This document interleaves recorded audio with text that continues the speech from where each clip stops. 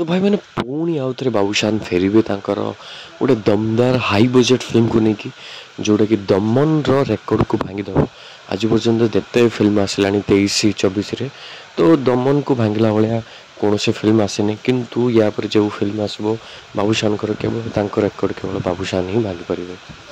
हाँ आज्ञा मु कथा कह जाऊँगी जो फिल्म आसो अंतर्जामी अंतर्जामी बहुत बड़ बजेट फिल्म अच्छी आ 6टी लैंग्वेज रिलीज हम यहाँ